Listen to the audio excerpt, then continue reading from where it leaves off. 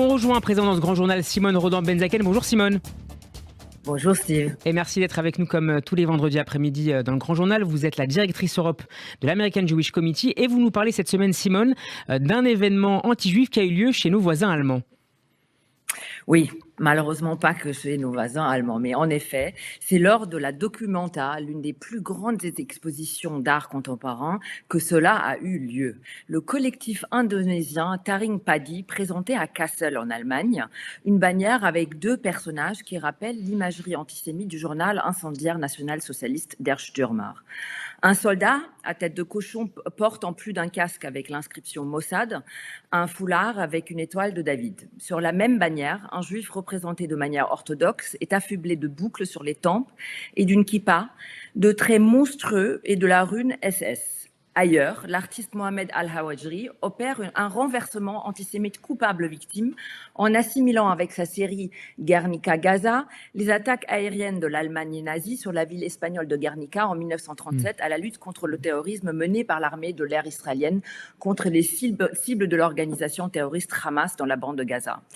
Cela n'est pas sans rappeler la désormais célèbre fresque murale antisémite de Londres, résaillie par Mirwan, et que le leader travailliste Jeremy Corbyn avait défendu. L'artiste évoquait quant à lui son étonnement envers le sentiment d'offense des Juifs, expliquant que son œuvre dénonçait une situation de classe et non de race. L'antisémitisme est donc à nouveau, Simone, matière à débat ?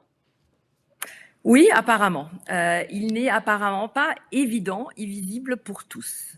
Dans le cas allemand, il a fallu beaucoup de discussions et d'interventions diverses avant que tout le monde soit d'accord et que cela soit considéré enfin comme antisémite et que la pièce soit décrochée.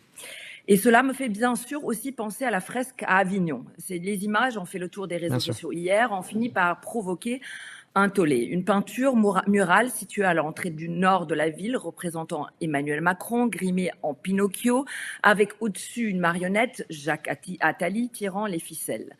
Cette fresque intitulée La bête de l'événement est signée du graffeur Letko. À ce jour, elle a été recouverte de peinture par des jeunes courageux de la ville et devra être dans quelques heures effacée par l'instruction du préfet.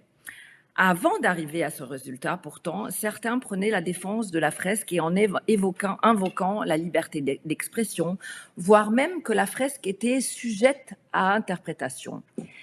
Ce qui est grave et désolant est que les défenseurs des artistes à Kassel, à Londres et à Avignon n'ont pas su reconnaître l'antisémitisme. Au pire, ont sciemment ignoré les références faites par ces fresques à tous les codes de la propagande antisémite et l'iconographie fasciste. Comment est-ce que vous expliquez cet aveuglement ?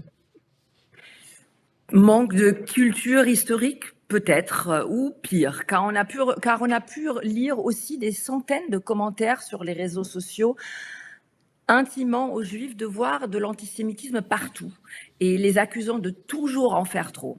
Cette méthode aussi, nous la connaissons, ça s'appelle l'inversion de la culpabilité.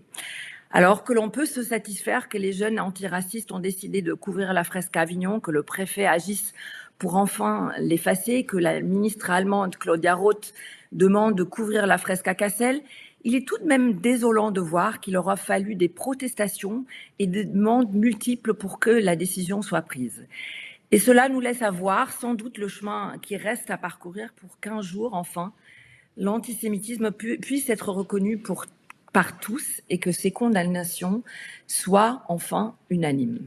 Merci beaucoup Simone Rodan-Benzaken. Je rappelle que vous êtes la directrice Europe de l'American Jewish Committee. On peut réécouter votre intervention en podcast sur radioj.fr et également en vidéo sur notre page YouTube. Bonne santé à vous, à vendredi prochain et Shabbat Shalom.